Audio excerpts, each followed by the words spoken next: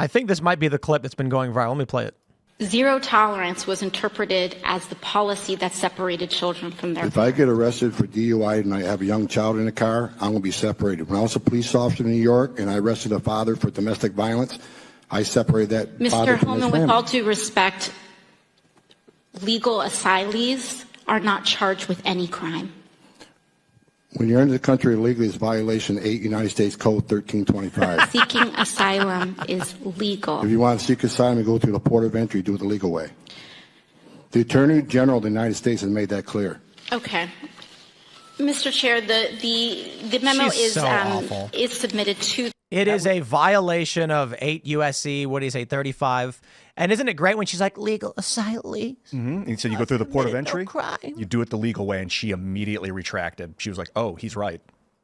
I was wrong. Their worldview is fake. Now AOC is playing this whole, are there any podcasts you Trump voters listen to? I want some recommendations. Oh, here we go. Oh, well, that's promising. I don't necessarily trust her, but that's Yo, promising. is she up for a grifty? She's definitely up for it. Grifties.com. Go vote for her. She's definitely with that move. Absolutely. If we can get her on here, you want her to come on here? Our booking is talking to AOC's people. Yeah, she's top, dude. Because she is there to represent the people, and if the people have spoken, you know, it's her she duty. said people in her district voted for Trump and her, and she was like, how is that possible? And then she says this thing about, like, we got to go knock on doors because the internet, if you think everybody just lives in this world, you're wrong. And I'm like, look, if you solicit a subset of people in your audience, you'll find it. If I said to the audience, if you guys out there are eating celery with peanut butter and raisins on it, I want to hear from you because that's disgusting.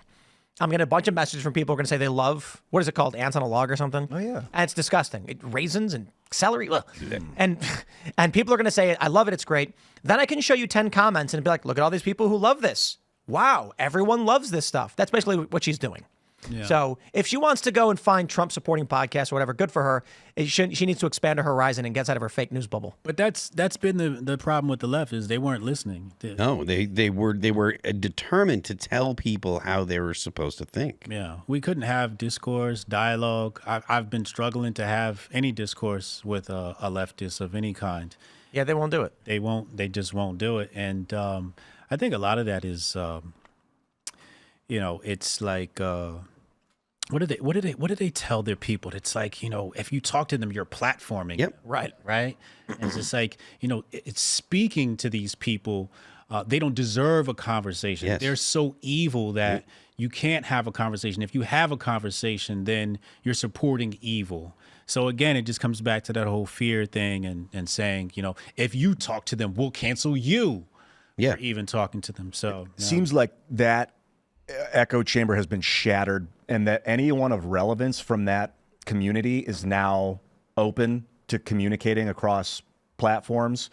There are still segments of people that are just locked in their brains, but I don't know any of them that have any relevance socially beyond like their little Facebook group of getting 68 likes on their comment from their cult of friends. Did you say that? Repeat what you said. I'm sorry. That echo chamber of like they're evil, don't platform that has been shattered now, and it's kind of hinging on us not to recreate the echo chamber subconsciously by being like, hey, wait, you're supposed to be in an echo chamber. What's that? Inhingent? Yeah, I like that word. Incumbent?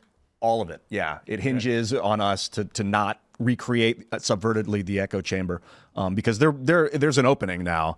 And what I was saying is a lot of the people that are still stuck, I see, don't have any podcasts. They don't have any relevant following that I know of. The thing about the echo chamber. Yeah, the ones that are still stuck in the echo chamber, I don't really see anybody with people like Hassan. I don't know. Hassan's like one of the biggest streamers on Twitch, like Destiny and other massive streamers. Like interesting. He's a far left guy. So a couple of dudes. He's got a huge following. The thing about the echo chamber is it was also designed digitally. Uncle Hotep showed the other day that Gabrielle Union had him blocked. And I said, I know how she had you blocked. And what they do is they have, the block list. You can upload the block list. They're doing it on that other app now. Yeah, Blue Sky. Yeah. So they actually say, you're one of us here. If you're one of us, upload this list. So you never even hear these voices. Mm-hmm. And it creates a wall between you and them, so their people can't even hear you. You don't get that type of tweets, you don't get that type of content, you get the retweets, et cetera, et cetera. So they've built a digital wall between their followers and us.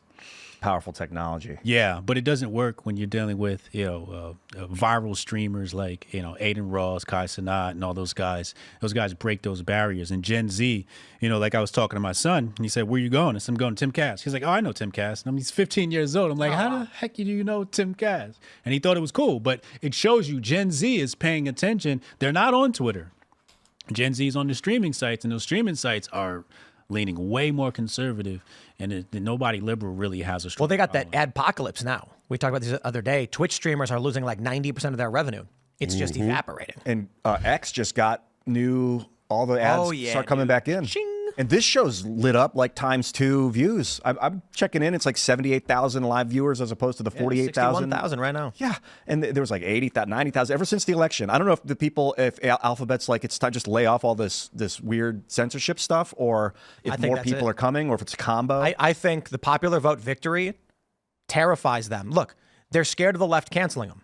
So they just say, do what the left wants. Once they realize they're on the wrong side of history, they panic and say, quick, to the other side, to the other side. Now, all of a sudden, our ratings are through the roof. Advertisers are knocking on the doors. All the big advertisers are like, we want in.